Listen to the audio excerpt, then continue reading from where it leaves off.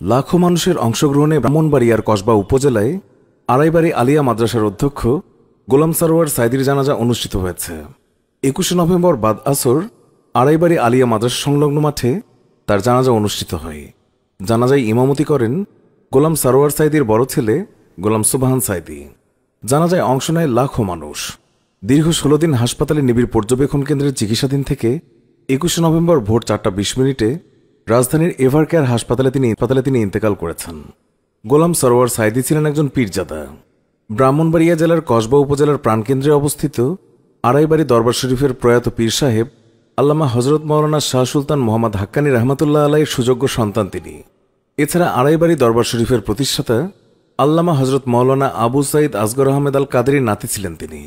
গোলাম সারোয়ার সাইদির প্রপিতামহ ছিলেন ব্রাহ্মণবাড়িয়া জেলার নবীনগর উপজেলাতে নারুই গ্রামের হজরত মাওলানা মাকসুদ আলী রহমতুল্লাহ আলাই। তিনি দেশবরেণ্য একজন আলেম ছিলেন।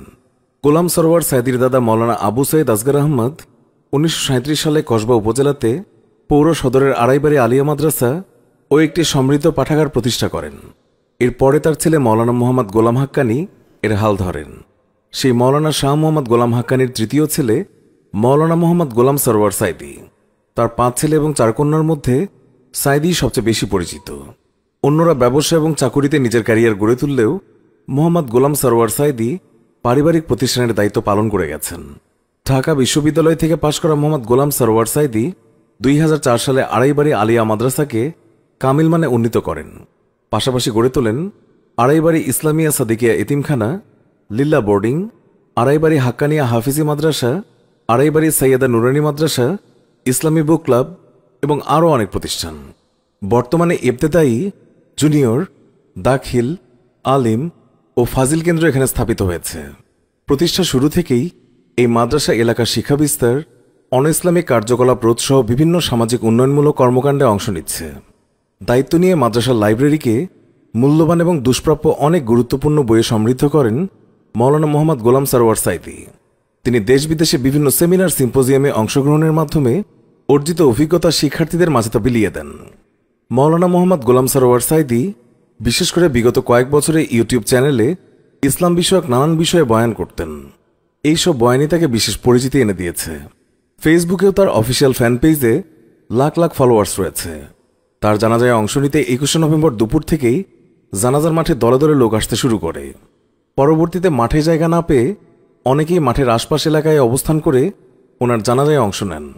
কসবা উপজেলা পরিষদের চেয়ারম্যান রাশেদুল কাউসার ভূঁইয়া জীবন, ভাইস চেয়ারম্যান মনির হোসেন ও কসবা পৌরসভার মেয়র ইমরান উদ্দিন জুয়েল সহ বিশিষ্ট আলেমগণ জানাজায় অংশ নেন।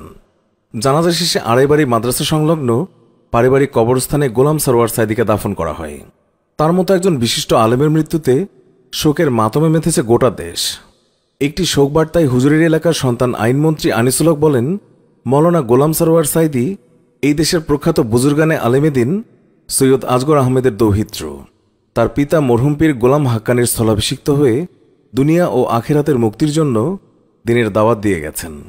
সাইদি সাহেবের সঙ্গে আমার ব্যক্তিগত সুসম্পর্ক বিদ্যমান ছিল। তার মৃত্যুতে কসবাবাসী একজন ভালো মানুষকে হারালো, যেই ক্ষতি কোনোদিনই পূরণ হবার নয়। আমি তার বিদেহী আত্মার শান্তি কামনা করছি এবং শোকাক্রান্ত পরিবারের প্রতি সমবেদনা জ্ঞাপন করছি। তার মৃত্যুতে নিজের ভেরিফাইড পেজ থেকে আবেগঘন স্ট্যাটাস দিয়েছেন মিজানুর রহমান আজাহারিও, যিনি সম্পর্কে তার নাতি হন। মাওলানা মিজানুর রহমান আজাহারি লিখেছেন, প্রিয় নানাভাই অধ্যক্ষ গোলাম সারোয়ার সাইদি পীর সাহেব আড়াইবাড়ি দরবার। তিনি বর্তমানে আল্লাহ তাআলার জিম্মায়।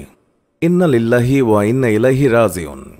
আল্লাহ রাব্বুল আলামিন তার দিনের খাদেমকে কবুল করুন এবং জান্নাতুল ফেরদাউসের মেহমান বানিয়ে দিন, আমিন। আবারও একই মঞ্চে নানা ও নাতিকে আর হয়তো কোনো দিনই দেখা সম্ভব হবে না। বিদায় নানা ভাই, আমরাও আসছি পরের কোনো এক ফ্লাইটে। ইনশাল্লাহ দেখা হবে আল্লাহর জান্নাতে। এইভাবেই প্রিয়জনদের বিদায়গুলো আমাদের চোখে আঙ্গুল দিয়ে কি দেখিয়ে দেয় না সেই চিরসত্যকে, আর এই বলে স্মরণ করিয়ে দেয় কি? প্রস্তুত তো? প্রিয় ভিউয়ার্স, গোলাম সারোয়ার সাইদি হুজুরের মৃত্যুতে এই দেশের আলেম সমাজে যে শূন্যতার সৃষ্টি হয়েছে তা কি কোনোভাবে পূরণ করা সম্ভব? আপনার কি মনে হয়? আপনি যদি সম্ভব বলে মনে করেন তাহলে ভিডিওর কমেন্ট বক্সে ইয়েস লিখুন, আর দ্বিমত পোষণ করলে নো লিখে জানিয়ে দিন আপনার মূল্যবান মতামত।